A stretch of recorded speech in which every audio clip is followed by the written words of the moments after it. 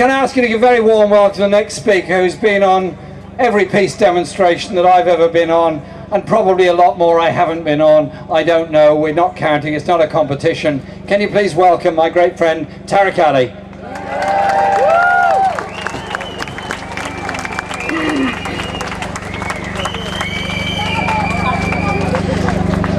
Friends, once again we are out on the streets to stop or to try and stop yet another war.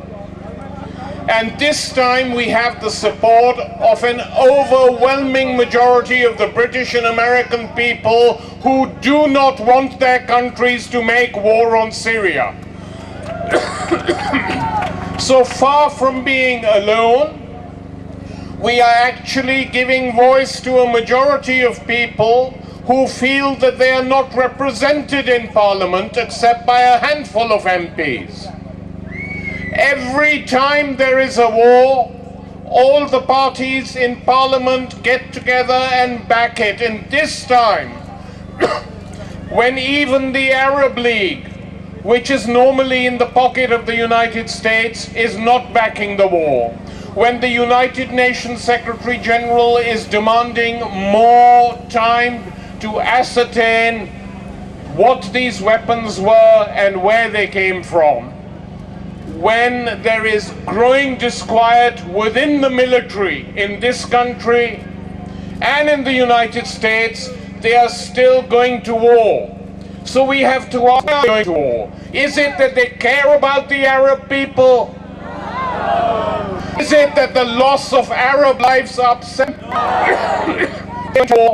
to intervene in a civil war to make sure that the Syrian regime, which has been pushing its opponents back, doesn't get too powerful, and to show the people they're backing in the war, we've come to give you a bit of help so that the civil war continues endlessly and people carry on killing each other. Instead of doing what they should be doing, is insisting on a political solution to this war.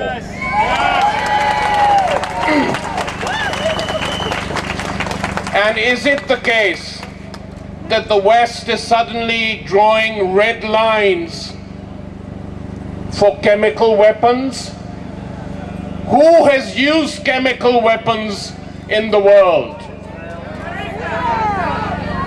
But go right back. Who has used nuclear weapons in this world? Oh, only one country. Hiroshima and Nagasaki bombed when it was completely unnecessary. Agent Orange, heard the name? A chemical weapon used in the Vietnam War, whose effects are still felt in the Vietnamese countryside. Chemical weapons used in the Iraq War in 2004 in Fallujah. White phosphorus. Where was the red line then? The only red line in Fallujah was the line drawn in Iraqi blood. So when they tell us this is why we are going in, it is a lie. Because underneath this is a grand strategy to try and topple regimes which are not completely in their pockets. And the main regime they are targeting is Iran, because Iran supplies Hezbollah with weaponry which comes through Syria, and Hezbollah is the only organization in the Arab world which has fought the Israelis to a standstill. So that is what is going on. The war has little to do with human rights or anything else, as the West tends to pretend. Little or nothing. So we need, once again, to build a movement. We want you all, and bring many other people along on Saturday.